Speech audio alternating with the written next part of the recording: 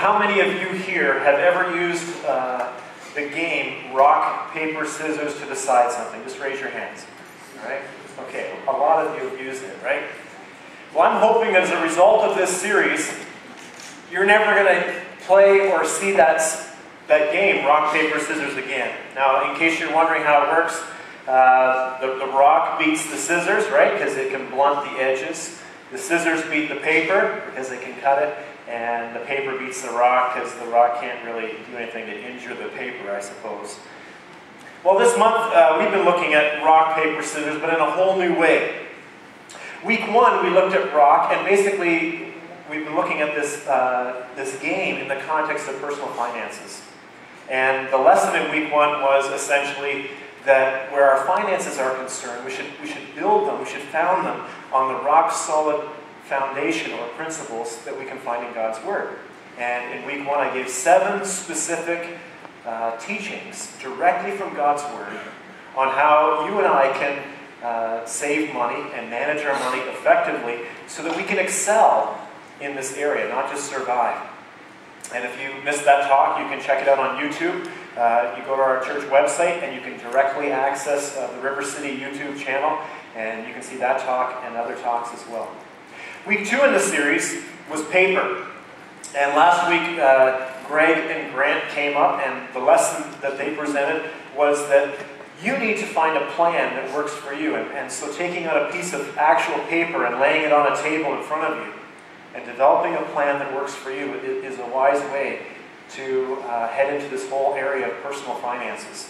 And so you develop a plan and you stick to it and you review it periodically and you update it as there's a need to update it from time to time.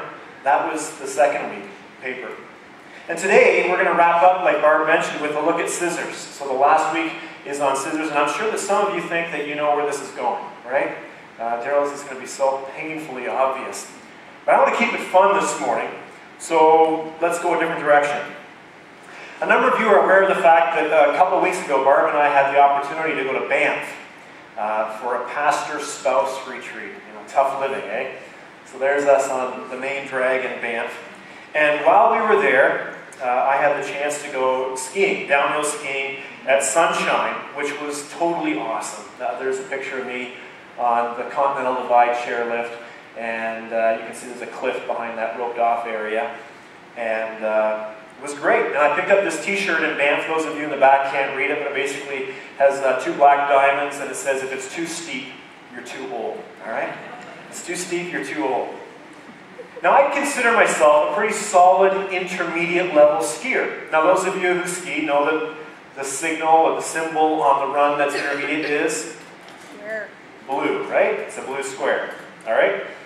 But here's the thing. George, the only other pastor at this retreat who skied, is a solid double black diamond skier. All right? So the guy's phenomenal. In fact, he grew up in Pennsylvania in the Appalachian Mountains. And in the winter months, their school would go a half-hour long each day. And then on Friday afternoon, they'd cut out and everybody would go downhill skiing. I mean, sounds pretty sweet, right? So George and I skied together, and fortunate for me, all the double black diamonds at Sunshine were shut because of a lack of snow. They were, as far as I'm concerned, a double black diamond can't stay open because it's like an avalanche risk. But all the double black diamonds were shut. Now, fortunate for George, all the black diamonds were open. And so that's all we skied. When George and I skied together, all we skied were black diamonds. Now, I can survive a black diamond run. It's not that I, get petrified when I come to a black diamond, but I do have to take my time. And if it's a mogul run, especially at Sunshine, I'll go about a third of the way down and I'll catch my breath, and then I'll go about a third of the way down and I'll catch my breath, and I continue that kind of scenario when I'm skiing double black diamonds. But the challenge for me was keeping up with George. Because when George was skiing, he would go like twice as fast as I was, and I think he was holding back. So consistently, I was kind of playing catch-up. And on one of the very first runs of the day, George was getting well ahead of me. And my pride wasn't going to let that happen, right? So I did everything that I could to catch up to him. We're going down this black diamond run, and so I started to take a more consistent line down the hill. I would turn less frequently.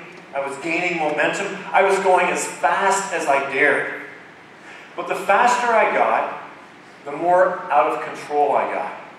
By the time I realized it, it was too late, because this was a Black Diamond run after all. And so I tried to slow down and gain some control. By this point, I'd accepted the fact that when it came to skiing, George was in a different level than I was. But here's the problem. I'm out of practice. This is the first time I'd skied in a couple of years.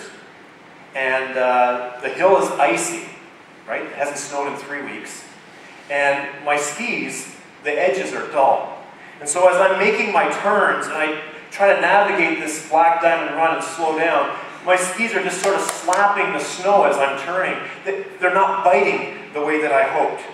And so after a couple of these shutter turns, which I'll call them, one of my skis pops off. All right? Black Diamond hauling down this hill.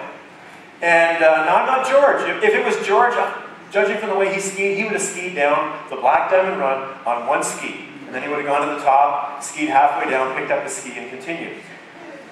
That's not me. All right?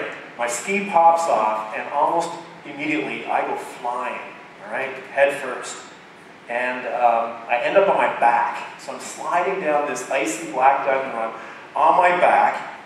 And about a couple of seconds after this crazy thing is going on, I realized I am not going to stop. Okay? Because before I fell, I could see the slope of the mountain that we were on, and there was no way that I was going to stop until I reached the bottom of the mountain. And so what I do is I'm head first, right, going down a hill like this.